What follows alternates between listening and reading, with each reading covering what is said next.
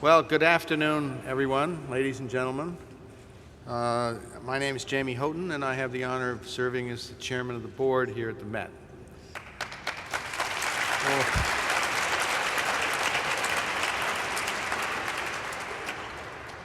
I think it's fair to say that rarely, if ever, have we had the honor that we do today. And this is especially true because gathered here to celebrate with us is a genuine milestone, the historic visit of the First Lady of the United States, Michelle Obama.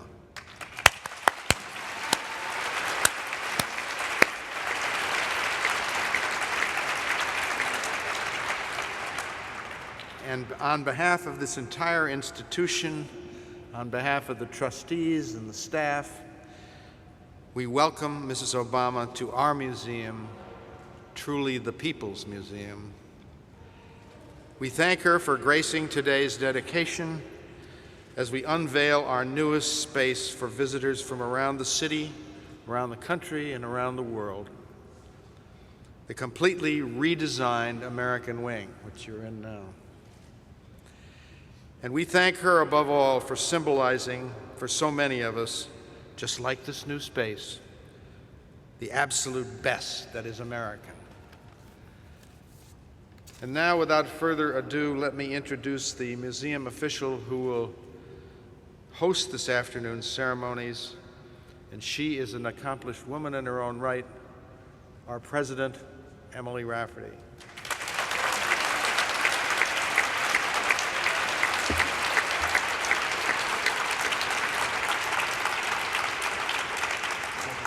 Thank you, Jamie, and good afternoon on this great, auspicious day for the Metropolitan Museum of Art.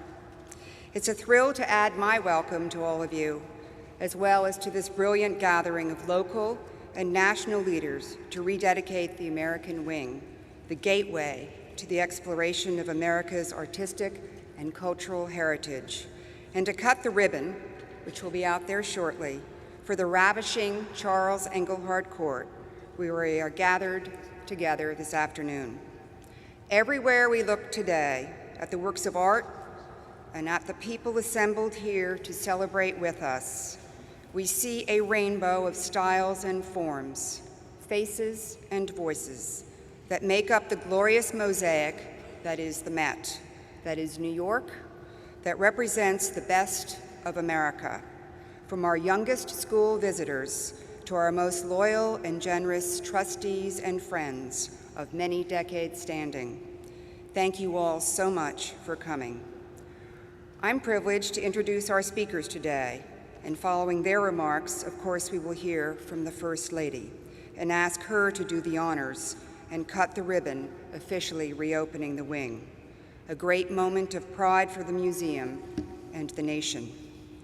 First, please welcome the man who sets the vision for the Metropolitan Museum of Art as it embraces the 21st century, our director, Thomas Campbell.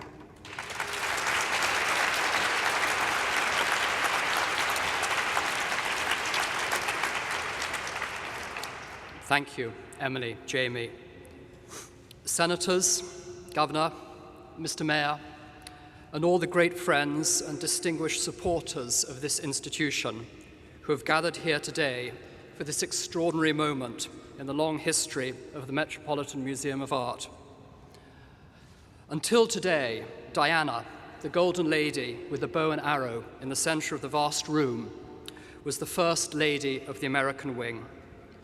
Today, she yields her place as our truly beloved First Lady of the United States, graces this opening with her presence.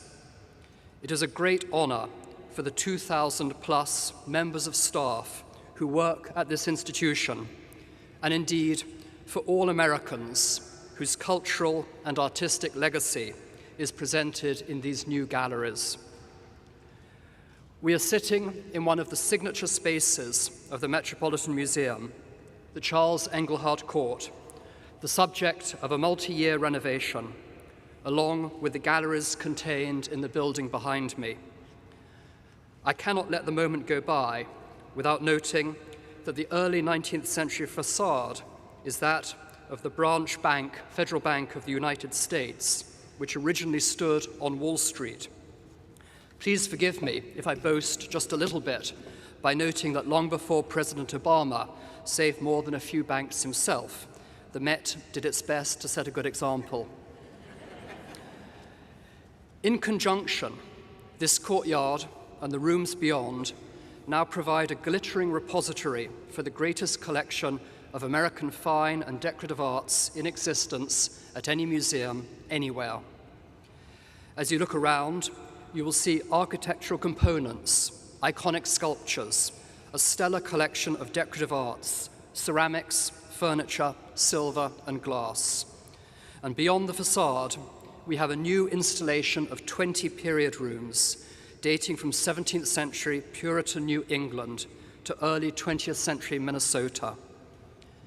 In these rooms, visitors will tour the history of colonial American art, engaging with works by Paul Revere, Augustus St. Gaudens, Stanford White, Louis Comfort Tiffany, Frank Lloyd Wright, and many other American masters.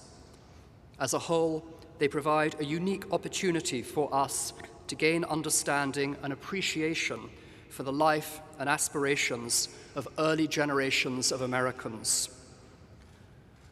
Although this is a project I inherited from my predecessor, Philippe de Montebello, I should note it embodies the vision that I cherish for the museum's future. The new galleries highlight the permanent collection and incorporate a carefully balanced mix of traditional signage and modern technology, presenting artworks in the clearest and most informative, as well as aesthetically pleasing manner possible. At this moment, it is only fitting that I pay homage to the work of Morrison Heckscher, the chairman of the American Wing, who has led this brilliant renovation, and to the team of curators, conservators, installers, educators, and technicians who have brought this work to fruition. The American collections that we reopen to the public today are exceptional. They are especially so in that they sit in a museum within a museum. Beyond these walls lie the rest of the Metropolitan's vast collections. These include many other aspects of American art and culture: Native American works in the Department of Oceania and the Americas, 19th and 20th century photography, paintings, and sculpture in the departments of photography and modern art. But that is only part of the broader context. Alongside these extraordinary treasures of American art and culture, our collections span 5,000 years of recorded history from all corners of the globe, 2 million objects displayed or stored in as many feet. Within a few minutes' walk of these galleries, you can be in ancient Egypt or ancient America, or any time period in European, Middle Eastern, or Asian art and culture. America has historically been a melting pot, bringing together many disparate cultures to form a great nation. The collection at the Metropolitan Museum reflects this and speaks to this heterogeneous mix. Today, in our ever more globally integrated world, encyclopedic museums such as the Metropolitan are more important than ever. Not only does the Metropolitan help Americans understand their own roots at the highest level of artistic quality, but it also educates us to understand and appreciate those of our neighbors around the world as well. Here, every visitor can find the historical perspective to better understand where they come from, who they are, and who they might aspire to be. It is our mission to collect, study, educate, and share the finest achievements of all cultures, and it is in our robust and unflagging commitment to that educational ideal that we reopen this wing today. Today, we give this space back to the people of America to enjoy, to learn from, and to be inspired by. Thank you.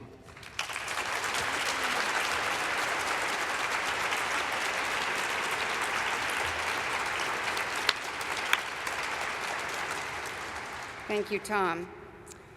Now I'd like to ask the Dean of the New York Congressional Delegation, Chairman Charlie Rangel to come to the podium. Thank you, Congressman.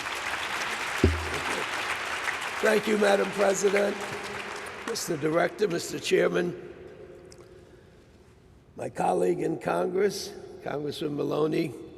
I know my mayor's in the back somewhere. Councilman Bob Jackson, distinguished guests.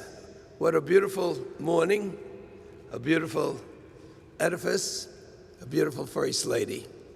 Some people might think this is just another chance for New York to show off, but we know that we're going through some serious fiscal times. We have problems with people losing their jobs, losing their retirement, losing their health benefits. But it's moments like this that we can take a deep breath and really see how fortunate we are to be living in such a great city with such a beautiful museum as we all are witnessing the opening of this wing for America.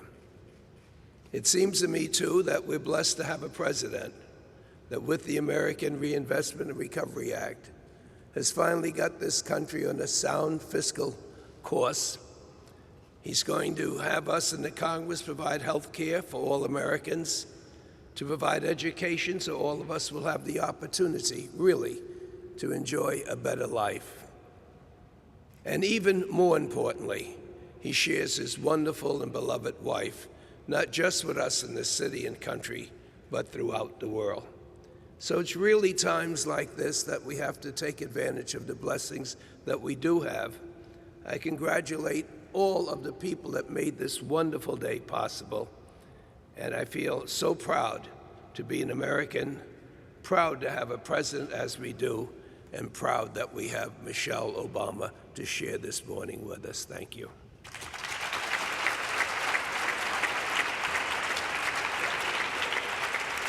Thank you, Congressman. Now it's my great pleasure to introduce our very own Congresswoman, Carolyn Maloney. Thank you. It is a great honor to be here today with our remarkable First Lady and with the Dean of our delegation, who is in a league of his own in terms of producing and helping New York City, and two of our great elected officials on the local level, Councilmember Dan Garodnick, who represents this museum, and Robert Jackson. Thank you for your hard work, and I'm so delighted to see so many community leaders that are part of the fabric of our city, along with the trustees and others.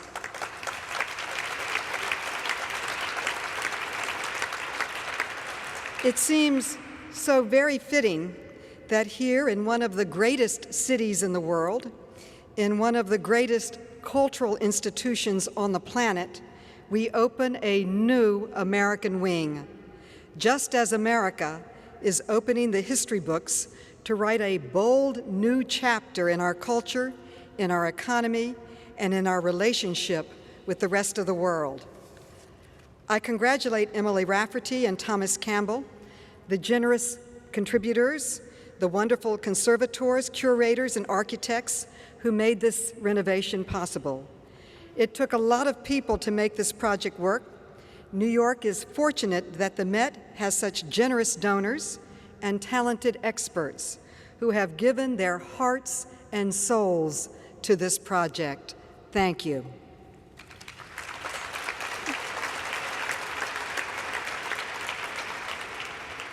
After 2 years, the American Wing is back in all its glory, and thanks to a major renovation, it is better than ever. This museum has always had masterpieces from all over the world, but one of the areas where I think it truly excels is in giving people the sense that these museum-quality pieces played a part in the daily lives of real people. The American Wing has always been my favorite, because it invites visitors into people's homes and allows us to walk around and see what's hanging on the wall and what's on the table. This new display makes the works even more accessible. You can walk past the entranceway Tiffany designed for his own home, enjoy Frank Lloyd Wright's design, and go back into the 17th century. And as a member of the Financial Services Committee, I'm delighted to stand in front of the edifice of the first community bank, the Federal Bank in New York City. I am so very, very pleased to be here with our First Lady, who has shown daily with both word and deed that for all our global challenges and opportunities, we must never lose sight of the crucial issues we find at home and at work. And the new administration is setting a new path where both art and commerce, family life and work, faith and science can all live happily together. Thank you for giving all of us a new, wonderful reason to visit the great Metropolitan Museum.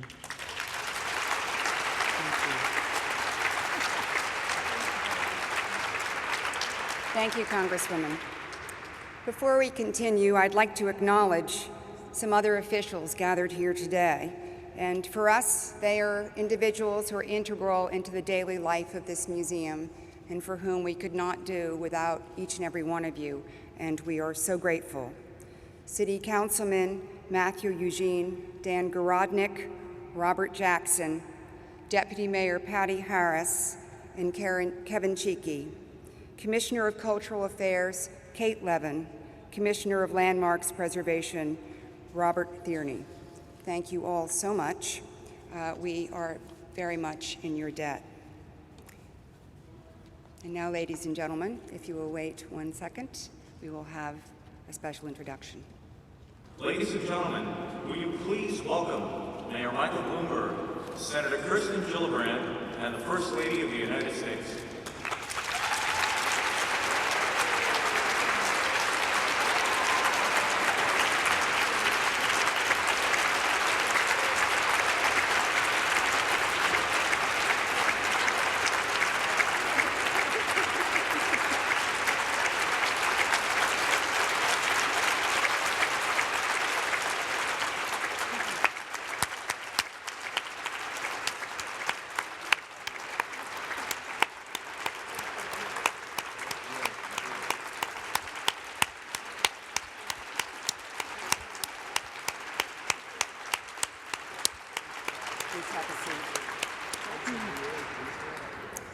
Mrs. Obama, warmest welcome to the Metropolitan Museum of Art, and to you, Mayor and Senator, as well.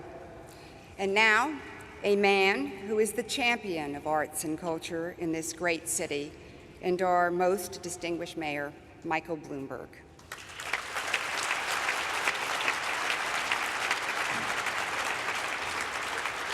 Emily, thank you for inviting us all here. Mrs. Obama, welcome to New York. This wonderful day has been a long time coming, as most of us know. The museum's superb cultural staff has spent years planning this spectacular reinstallation, and under the Met's new director, Tom Campbell, they have proved once again why they are considered the best in the world. But the American wing itself had to start at least 100 years ago when this city celebrated its 300th anniversary of Henry Hudson's voyage of exploration to these shores. A collection of nearly 900 early American furnishings was presented to the museum to mark that occasion 100 years ago, and that gift was emblematic of the public-private partnership that has created the museum and this wing. Now, the city still provides annual support for the museum, which is still housed in this beautiful city-owned building. So those of you who live in New York City own it. The city also still looks to the museum for leadership in educating and inspiring our citizens. In fact, the Metropolitan Museum's original charter made clear that it was to be a major resource for our teachers and school children, and the Met now serves thousands of public school students annually. And today, I am particularly delighted to welcome students from PS 176 in Cambria Heights,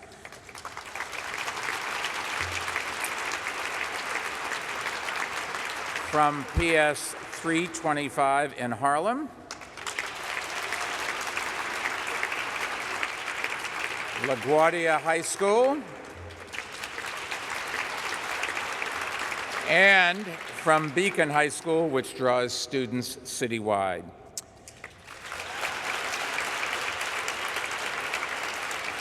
This museum is here for you and for your families, and should you grow up to be part of our creative industries, you, the school children who are visiting us today, will have a major role in reshaping the identity and the future of our city. Our creative sector employs 3 times more professional people than the legal profession here in New York, and last year alone, half of our 46 million visitors came here specifically for this city's cultural offerings.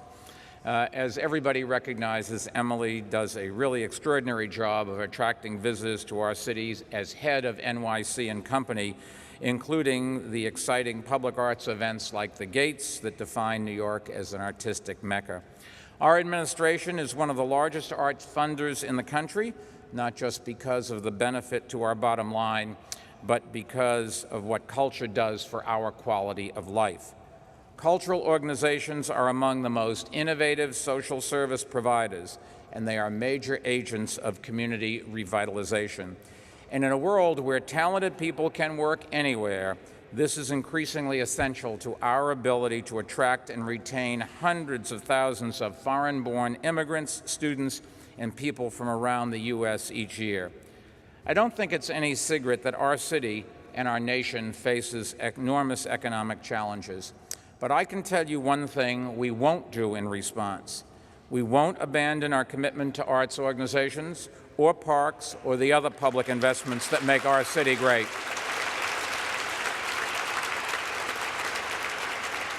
Our administration is happy to have invested more than $8 million in this particular project through our Department of Cultural Affairs, led by Commissioner Kate Levin. Kate, thank you for everything you do.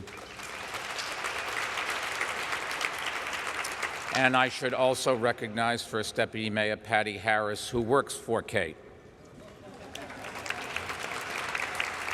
Before I close, just let me say how honored and delighted we are to have with us a special champion of the arts and culture, the First Lady of the United States, Michelle Obama. So,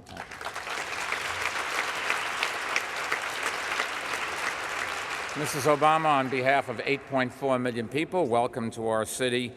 You and the President have made it clear that you intend to celebrate the arts in new and exciting ways, and that will be a wonderful thing, not only for the artistic community, but for the economy and the spirit of the whole country. So congratulations to everyone who has made this day possible, and thank you for helping to keep New York the arts and cultural capital of the world. Thank you. A wonderful day.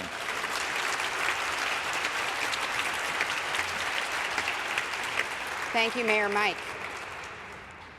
And now for the moment we've all been waiting for. Over its historic first 100 days, this administration has already given us a very strong indication of the high place it holds for arts and culture in this country. And needless to say, we are enormously heartened. But after all, the President and the First Lady did meet in a museum. So today, it's indeed a great moment for us, ladies and gentlemen, as we welcome the First Lady of the United States, Michelle Obama.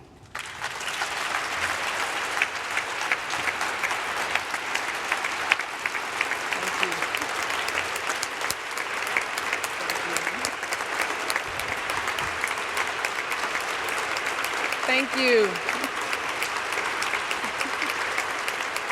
Thank you so much. Please rest. Good afternoon, and thank you, Emily, for that introduction, and thank you for reminding me. You know, after 20-some-odd years of knowing a guy, you forget that your first date was at a museum. But it was, and it was obviously wonderful. It worked. So I am delighted to be here with you to celebrate American history through the arts. From the beginning of our nation, the inspired works of our artists and artisans have reflected the ingenuity, creativity, independence, and beauty of this nation. It is the painter, the potter, the weaver, the silversmith, the architect, the designer whose work continues to create an identity for America that is respected and recognized around the world as distinctive and new. The American wing of the Metropolitan Museum of Art captures the spirit in presenting a variety of American art forms and providing a link to history for us to learn from, appreciate, and be inspired by. Our future as an innovative country depends on ensuring that everyone has access to the arts and to cultural opportunity. Nearly 6 million people make their living in the nonprofit arts industry, and arts and cultural activities contribute more than $160 billion to our economy every year. And trust me, I try to do my part to add to that number. The President included an additional $50 million in funding to the NEA in the stimulus package to preserve jobs in state arts agencies and regional arts organizations in order to keep them up and running during the economic downturn. But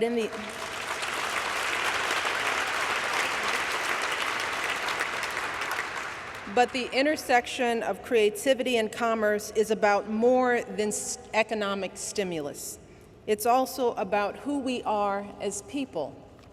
The President and I want to ensure that all children have access to great works of art at museums like the one here. We want them to have access to great poets and musicians and theaters around the country, to arts education in their schools and community workshops. We want all children who believe in their talent to see a way to create a future for themselves in the arts community, be it as a hobby or as a profession. The arts are not just a nice thing to have or to do if there's free time or if one can afford it.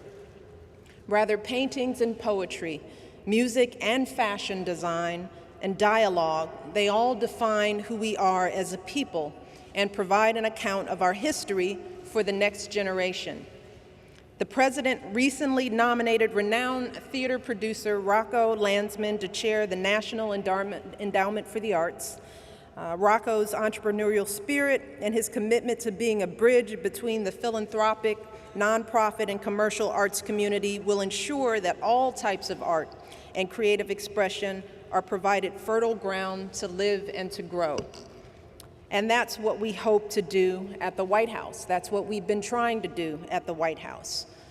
We've been trying to break down barriers that too often exist between major cultural establishments and the people in their immediate communities.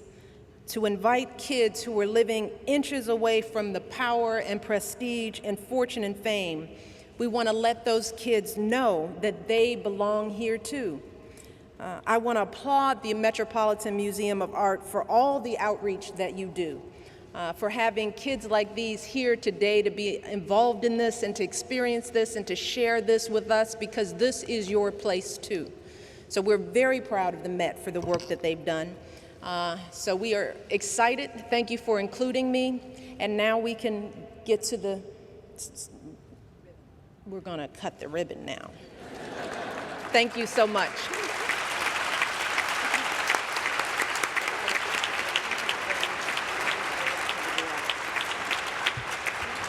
Thank you for joining us today, and the group on the dais will come, and there will be a ribbon, and we're going to have some help with the ribbon.